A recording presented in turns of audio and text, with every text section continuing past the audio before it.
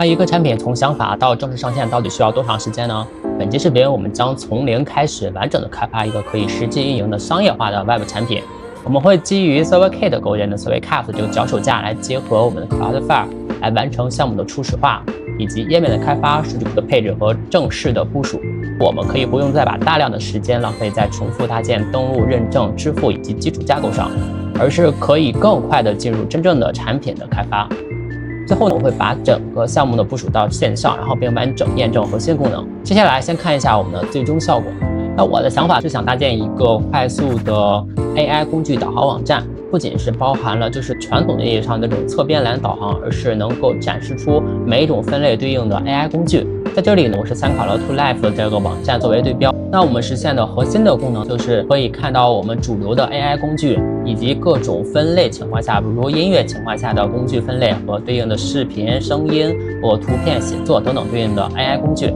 在我们的产品当中，我们可以看到完整的工具列表页面，以及工具的搜索和检索。项目网站当中的核心的这些主题切换，以及对应的国际化语言中文，还有对应的登录认证，其实都已经使用我们的 ServerKit 的脚手架的模板已经集成了。那我们的重心是放在我们的想法上来进行快速的开发我们的核心的 MVP 的功能。那还有一个我们的业务逻辑当中最核心的功能，就是在点击提交工具的时候，希望用户他是必须支付会员的情况下，才能会将他的工具提交到我们网站。这是我们的网站实现的最核心的一个商业化的变现的逻辑。那这里涉及到了支付功能 ，ServerKit 的模板都已经帮我们集成了 Stripe 的支付功能。所以我们的核心的想法就是开发一个工具的列表及工具的详情页，最重要的就是我们的工具的提交的功能。以上就是我们最核心的业务的开发 AI 工具的导航网站，然后实现一个商业化的产品的想法，将我们的想法落地成产品的一个最终的效果。那其实我这个 AI 工具网站真正的花费的时间只有1个小时就已经开发到部署上线。那基于 ServerKit 的模板来说，以及使用我们 Codex 开发工具，将我们的核心逻辑开发实现。其实用过 Codex 的知道说，我每一次的编程大概时间是20分钟左右，那么2次的时间就基本上将我们核心的功能已经完善了，而我剩下的1个小时的时间主要是针对于落地页的 UI 的样式进行调整，来实现这样的一个效果。如果说已经购买了 ServerKit 的模板的话，可以私信我，我会将这一套 AI 工具的源码免费发送给你。为什么我更选择推荐使用这个 ServerKit 这个模板呢？主要有3个原因。第一点就是它非常适合部署到 Cloudflare 当中，我们可以通过 Cloudflare 的 Worker 和第一数据库以及 R2 的存储，可以减少我们服务器的运维成本，也更适合个人开发者以较低的成本快速上线产品。那可以看到我这个服务使用我们的 ServerKit 搭建好部署以后，它占用的 CPU 消耗时间以及我们内存占用量相对于来说是非常小的。如果说你使用过 Next.js 以及其他的框架，可以对比看到我们的 ServerKit， 因为它本身的代码量很小，体积很小，所以它实现我们功能的情况下可以占用更小的成本。那第二点就是 ServerKit 它非常适合单人开发以及 AI 辅助开发，它的代码结构是相对简单的，我们可以直接使用 Codex 以及 CloudCode 这类的 AI 工具，可以快速的完成我们的页面以及业务的功能。那第3点就是 ServerKit 这个模板，它已经集成了我们需要的商业化产品的核心能力，包括登录认证以及支付和数据库、多语言等功能。这意味着我们不需要每次都从零搭建我们的基础设施，我们可以把时间放在我们更多的业务产品本身上。所以使用这个框架，它真正的价值是帮我们更快的上线我们的产品，来尽早验证一下用户是否愿意使用以及为我们的产品付费。其实这个框架的底层就是使用 ServerKit 以及 Servit。如果你之前了解过其他框架，对比过 Vue 以及 React， 它其实就是针对于 Servit 一个技术的一个全站的框架。那它主打的就是体积更小，代码更简洁，而且它占用的内存以及消耗上是更少的。如果你觉得这个框架非常适合你的话，在购买之后可以添加促销码，然后输入文号，点击应用就可以节省$20。经过我们前面的介绍，已经知道整个项目会最终长什么样子，以及了解我们为什么要选择 ServerKit 这一个脚手架。接下来我们正式开发。或在编写第一段业务代码之前，我们先要完成整个项目的初始化工作。如果已经购买了 SweetCap 的这个脚手架之后，可以看到访问它的源码，在源码当中，我们直接复制它的 GitHub 的连接，然后打开我们的终端来进行克隆，比如克隆我们的网站名称叫 AI Stack Web Servlet， 直接回车。如果你完全不懂的话，它这个文档当中也介绍了快速开始。首先就是我们要新建项目，这里我们就直接已经获取到我们的源码的权限之后，在这里第一步要克隆到我们自己的项目名称，将代码克隆下来。这里呢要选择我们自己的项目名称，然后我们这边就直接进入，可以看一下整个源码的它的文件是非常小的，才有 2.6 兆。所以说这套 Servlet 一个框架，它的占用空间以及内存在实际使用过程中它也是非常小的，在未来部署的时候，它也非常节省我们的流量，节省我们的成本消耗。首先我们继续回到文档当中，按照它这个步骤进行 Git 仓库的私有化处理。在这里我们先远程移除，然后这里需要我们在 GitHub 创建一个私有库，然后再创建我们的远程仓库。这里我们打开 GitHub， 我们新建一个仓库，名称就是我们刚才定义的这个 AI Stack Web Servlet。这里仓库要选择私有权限，然后我们创建仓库，我们可以直接复制后面3条命令，就是 Git branch 将我们的分支设成主分支，以及我们远程的连接这个 Git 仓库的地址，然后再将我们的源码推送到我们的私有仓库当中，直接复制好这3行。那其实文档当中也介绍了，这里面就是要创建我们的私有仓库，以及将我们的代码推送过去。我们可以直接这里面来进行粘贴我们推送执行命令。那可以看到我们现在已经推送成功了。可以回到我们现在这个地方，我的仓库来进行刷新一下。那将我们刚才的脚手架代码已经推送到我们的私有仓库了。现在只是说将我们的代码已经在本地下载下来了。接下来我们回到文档当中，我们安装依赖，使用这个 BON 包管理器来进行安装。那为什么选择 BON？ 因为这个它的包管理它的压缩以及安装时速度非常快的，对比 NPM 来说，它基本会提升几倍的性能。你看，基本8秒就可以将我们的所需的依赖安装成功了。然后回到文档当中，然后我们复制这个环境变量的配置，然后使用这个 DV 命令来启动我们的服务。那可以看到我们这个脚手架就已经启动成功了。我们找到刚才我们这个创建项目的地址，这就是在我的这个 AI Stack 里面，然后使用我们的 Visual Code 这个 IDE 编辑器进行打开，找到我们这个项目 AI Stack Web 这个项目，我们打开。那可以看到这个 DEV 的这个配置变量，就是我们从这个参考的一个 XAML 里面去复制过来的。在这里我们要修改对应的配置信息，才能够真正的运行实际的测试。那首先我们回到文档当中，如果说我们第一次部署的话，以及我们第一次将我们的项目部署到 Cloudflare 当中，如果你是首次登录的话，最好是提前，如果你之前没有的话，先创建一个账号，然后我们再使用它的这个命令来进行登录，比如我们这个 Wagger Login 的命令来进行将我们登录我们的已经注册好的 Cloudflare 的账号。它登录是进行一个授权，是方便我们后续创建我们的第一数据库以及我们的 R 存储。首先我们先进行登录，我们先开一个终端，然后执行这个登录命令。那它会自动跳转我们的默认浏览器来进行一个授权。我们直接点击这个认证按钮，它会将我们的账号开发以及 DNS 全都会授权成功。那可以看到我们这边已经授权成功了。认证成功以后，我们再回到我们的文档，可以把这个关闭，然后回到我们的文档当中，可以看到执行这个命令，比如这个 Who am I， 比如正常显示我们的账号名称以及账号 ID 对应的这个前线，说明我们已经登录成功以及认证成功了。后续我们就可以使用这个 Cloudflare 的命令来进行创建我们的数据库。那首先，如果说我们挂远程数据库使用第一的方式，可以使用这个初始化数据库的命令。我们先复制这个初始化本地的命令，来回到我们的终端，我们在这里执行。那这里执行这个命令是将我们的初始化脚本到我们的本地，可以看到我们本地就可以有了我们的初始化脚本的数据库。可以使用 stdio 这个命令来看一下我们的数据库的一些脚本，然后我们运行这个命令。这里我们运行 run-db stdio， 接下来我们运行 db stdio 这个命令，然后进行回车。那可以看到它有一个对应的地址，这个网址我们点击进来，它会跳转到浏览器。那么这里面就可以看到我们初始化好的一个脚本，包含我们的账号表以及我们的订单表、文件表等等。那回到文档当中，刚才我们只是在我们本地创建了数据库，那如何同步到远端第一数据库呢？首先我们需要创建我们的远端第一数据库，执行它这个命令。这里我们要替换成我们自己定义的数据库名称，然后回到我们的终端，如这里的名称我们叫 prod tk webdb， 然后回车，这里可以得到我们绑定的数据库名称，就是这个 prod 的 AIStack 以及我们的数据库 ID。这里它会自动帮你添加，我们这里选择 No 就行了。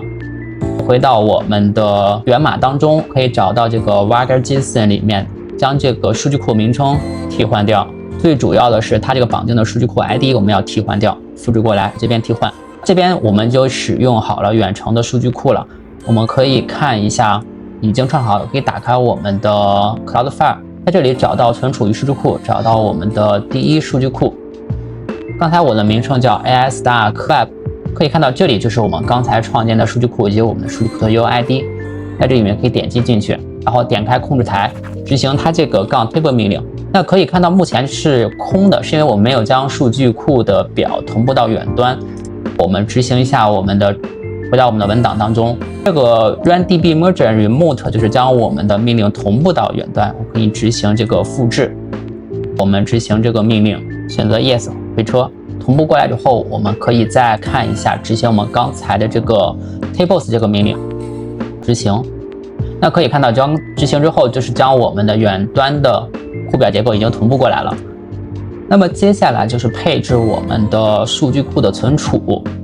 就是我们的文件的存储，不是数据库的存储。比如说我们的图片或媒体等等相关的存储，可以使用 Cloudflare 的 R2 的存储桶进行存储。我们回到文档当中，这里面选择存储以后，找到这个我们创建 R2 的命令，在这里我们复制过来，然后回到我们的终端。在这里我们还定义好名称，最好建议的名称跟我们的网站标识是一样的，这样是方便我们快速查找。我们叫 prod stack webs 回车。好，这边我们选择 No， 主要是我们需要的是这个绑定的名称，就是这个存储桶的名称，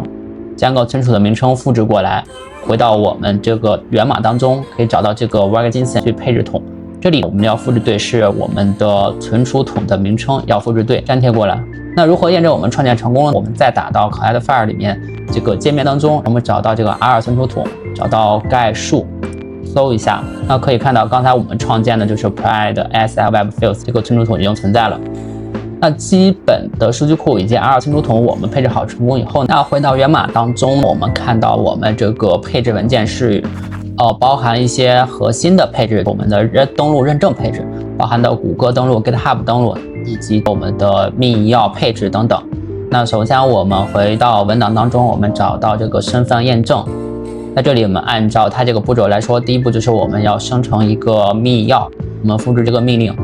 然后回到我们的终端执行，得到一个密钥，将这里全部复制，然后回到我们的配置文件当中，将这个 byte order 进行替换，然后我们再回到文档当中，可以看到，如果说我们需要执行谷歌登录认证的话，是需要我们将这个它的 enable 是打开的，才可以进行谷歌认证。也就是说，如果我们希望在点击登录时候有一个谷歌登录的这样一个认证效果，以及注册时候需要谷歌认证登录的效果，我们需要回到我们文档当中，需要我们配置谷歌的配置，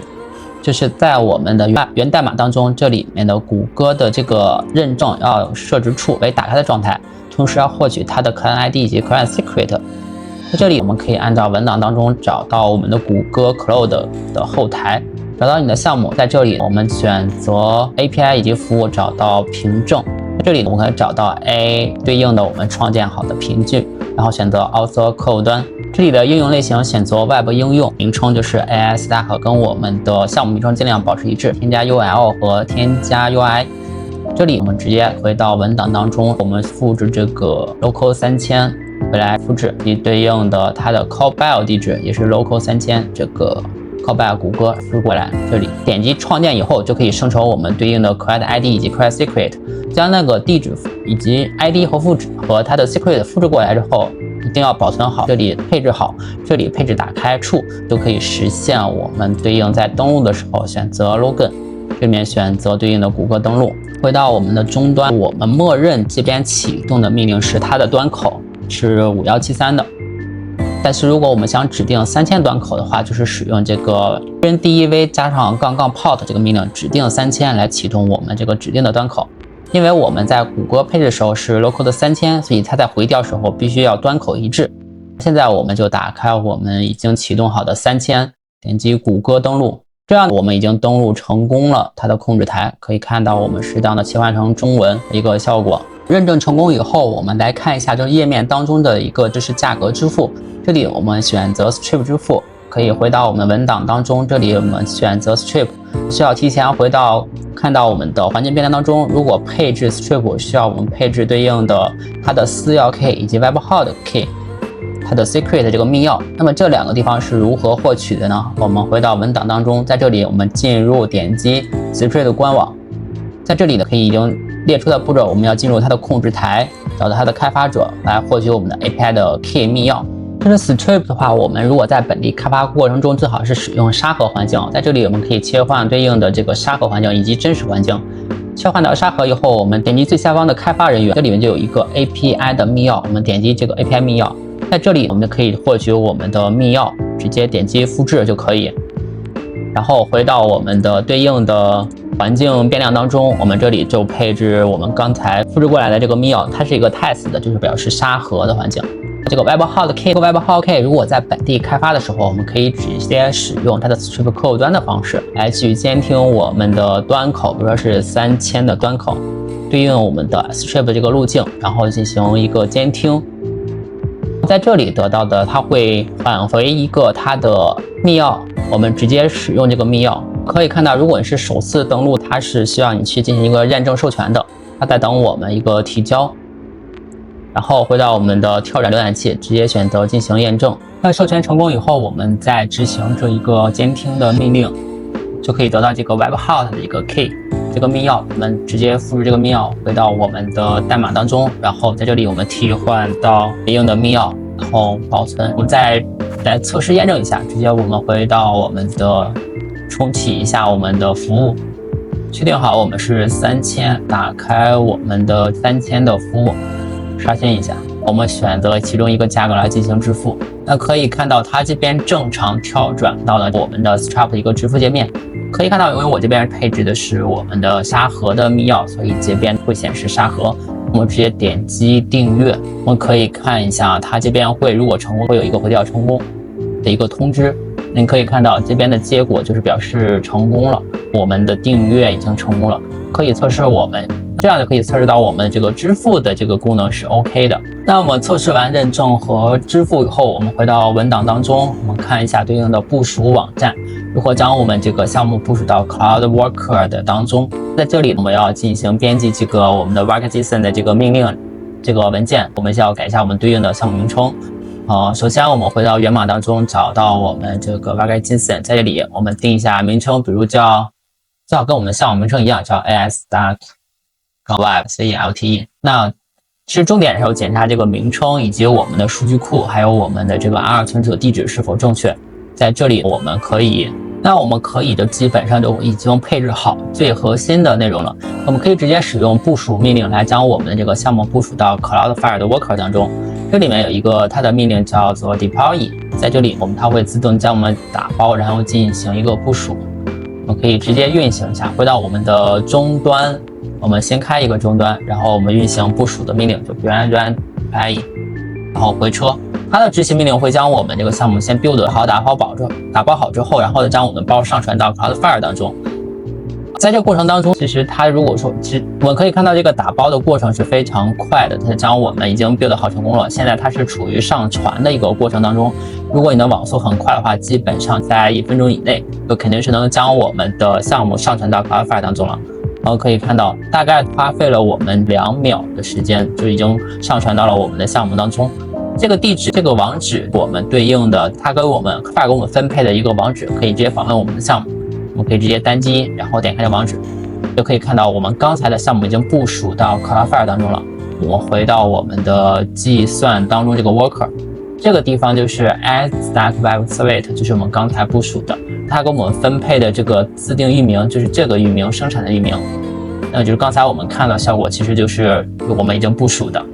那基本上就说我们这的脚手架它的初始化我们初始好了，它的登录功能以及它的支付和对应的部署，它这个只是我们现在只是将我们一个最基本的最核心的流程已经跑通了，后续我们再实际根据我们的想法来进行进一步的开发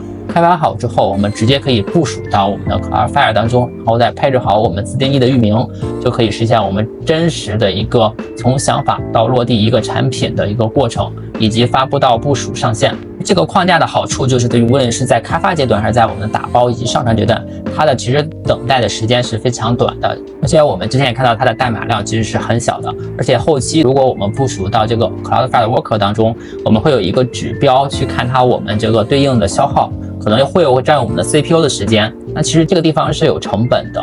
如果说我们同样的其他的项目，如果说 Next.js 项目，如果说是部署在 Vessel 当中，其实它只有时间长了以后，流量大了以后，这个它的占用的 CPU 时间以及产生的成本，它的是非常大的。而在这个部署的 Worker 当中，使用我们的 Serverless Caps 这个脚手架，当流量起来以后，我们消耗的成本其实非常低，是一个非常不错节省成本的一个方案。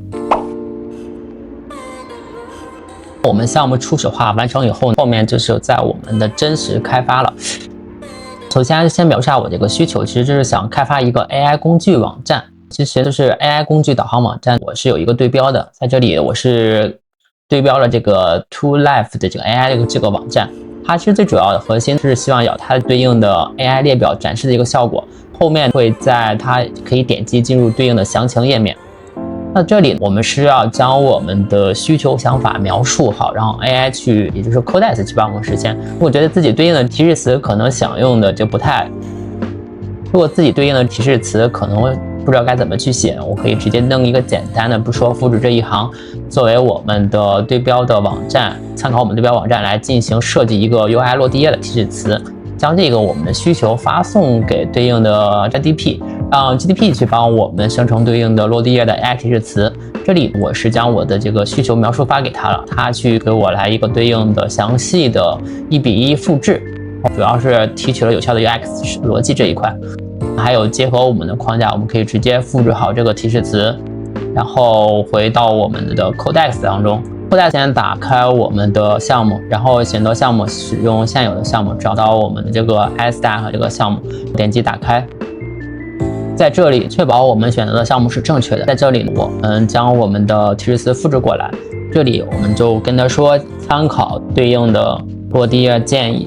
优化重构我们的落地页。在这里如果说我们一开始不知道怎么办，第一次开始时我们才要选择计划模式，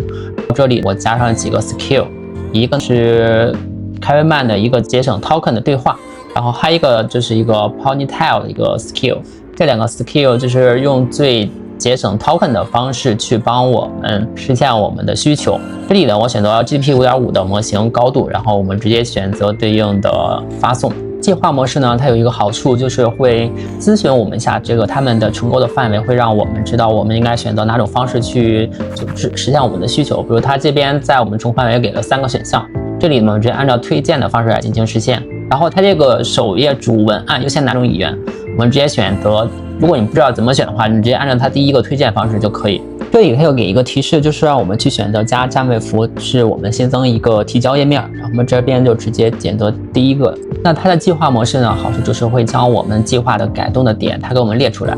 然后可以看到这一次的总结内容，包含了就是它我们的首页重构以及新增的一个占位页，后面是一个关键的改动的地方，我们可以直接让它实行此计划就可以。可以看到现在已经执行完毕了，然后我们看一下它的首页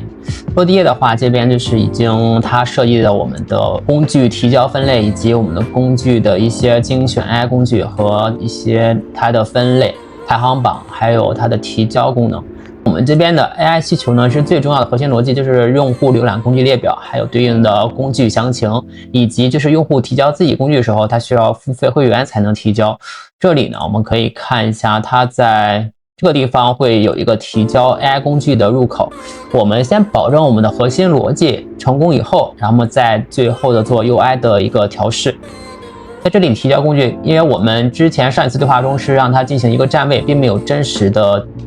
提交的逻辑，所以这块我们需要做一个功能的处理。因为现在目前还是属于站位的情况，我们跟 AI 沟通一下。那回到 Codex， 然后继续将我们的功能发给他。这边说需要用户付费会员才能提交，然后且实现以上功能。这里呢，我们还是将使用2个 skill， 然后加上我们的计划模式，然后再让 AI Codex 去帮我们去实现。然后Codex 给出了Codex 给出了这个套餐的规划，就是它的工具以及支付提交。可以看一下，都是英文的。关键点就是添加一个工具 DB 的入库，然后对应的这个公共的工具的展示规则，我们直接实施此计划。好，可以看到 Codex 已经将我们的代码已经实现了，然后我们来测试一下最核心的功能逻辑。我们这边是期望是在，就是它用户提交自己的工具的时候，它需要付费才能提交自己的工具，然后才能对应的展示它的工具。回到我们这个页面，找到我们的提交入口，然后在这里我们随便输一下，它说03，然后我们输入它网站的对应的域名，然后输入描述。这里呢选择分类，然后对应的价格是免费的，然后提交我们的工具，我们可以选择对应的中文。然后我们填写好之后，我们直接就是发布这个工具就可以了。但是我们的流程就是它必须付费才能发布。然后这里我们点击发布工具，会跳转我们对应的这个支付页面。首先我们这个价格还没有改，就是默认用49美元提交一次价格，然后点击支付。那支付成功以后呢，就是我们刚才的03的工具已经提交成功了，所以逻辑上是已经成功跑通的。然后后面的话，后面最主要的就是我们对整体的落地页进行一个优化和修改就可以了。那其实我这个想法呢也是对标的，那其实我这个提交以及就是付费才能展示它这个想法的一些来源，也是针对于对标我的工具网站这个 22Life 的 AI 这个网站，也是你需要提交对应的工具的名字以及网址，然后选择对应的分类，你需要支付成功以后才能会上架到它的网站当中。其实这个实现我最核心的一个想法，就是说我需要对我们这个网站更多的是一些页面的 UI 的一些调整就可以。接下来我们对 UI 进行一个优化。那其实当我们的核心功能逻辑已经实现成功以后，后面呢就是我们对我们的落地页进行一个人工的优化，包含文案呀以及颜色和动画交互，然后会形成我们自己对应的产品风格。这里呢直接我们回到 Codex 当中，可以使用这个 UI UX 这个 skill 这个工具，它主要是设计 UI 的，然后帮我们优化一下落地页，符合我们的主题风格和文案对应的中文内容文案补全，直接让 Codex 去帮我们去修改就可以。Codex 完成代码以后，我们可以回到页面来看一下它的最终效果。然后我需要它添加了一些个数据，然后可以看到就是 AI 工具列表里面包含了一些主流的，比如说 Cursor 呀、Cloud、GPT 这些。其实这样的一个展示呢，就是我达到一个预期的效果。后续呢，用户在提交他的一些 AI 工具的时候，他需要在我们刚才演示的过程当中去提交他的 AI 工具，但是他需要付费情况下才能提交。后面的话会进行一个 AI 工具的一个列表展示，还有对应的搜索，比如我们搜索对应的我们刚才的 Test 工具。那基本上核心的功能都已经完成了，剩下的就是整体的落地页是已经 OK 了，剩下我们就要不断的去优化一个细节，就是包含了我们的 UI 的调整以及后面的文案的调整等等。但是目前呢，这是已经可以说一个最小的 MVP 的工具已经实现了。那这里呢还有一个快速的提交工具的一个入口，基本上是这些。后面呢就是我们开发的阶段就已经完成了。那我们回到终端，然后将我们现在已经开发好的数据以及样式部署到我们的 Cloudflare 当中。我们刚才已经讲了，它直接部署到使用命令就可以。目前呢，我们先将我们的脚本同步到远端，然后 plant-db 这里面选 remote。首先呢，需要将我们的脚本先同步到远端，我们执行这个 merge 的 remote 这个命令。同步好以后，我们直接可以使用 run 就可以将我们的项目部署到我们的 worker 当中了。可以看到它已经花了5秒就可以打包完成，现在它正在上传我们的文件，然后到 Cloudflare 的 worker 当中。OK， 现在就是它已经给到我们这个浏览器访问的 URL 地址。现在就已经将我们的项目部署到 Worker 当中了。如果你经历过这个 Next.js 长时间打包，就是使用这个 Servercraft 的这个脚手架，可以快速的将我们项目部署到 Worker 当中。我们可以直接打开浏览器，输入我们的网址，然后确认一下我们的服务。我们多刷新几次页面就可以看到我们这个 Worker 已经部署了我们最新的项目的代码，它展示的页面效果其实就是跟我们本地看到它是一样的，以及后续的我们在开始里面进行直接提交工具，它是需要我们提前登录的。这里需要我们提前将我们的谷歌环境变量配置到 Worker 当中，它会提示谷歌登录。那么这里是保持它原生的这一些。那后面逻辑是正确的，只要我们登录好成功以后，提交我们的工具需要付费才能提交。这里设置了价格，整体的这些效果都是已经实现了。那么核心逻辑我们已经实现了。后面我们看一下它如何自定义域名。我们自定义一下自己的域名，找到我们的 Cloudflare Worker 里面当中找到我们刚才的部署的这个我们的项目，这里找到域，在域里面我们可以添加一个域名，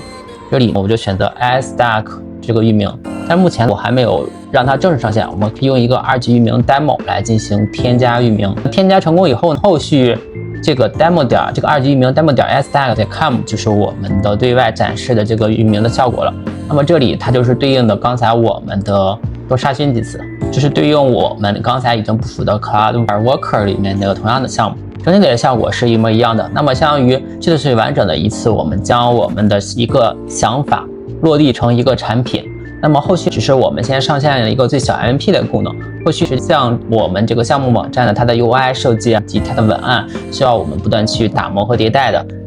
当然中间也会有一些 bug 需要我们对应的在测试过程当中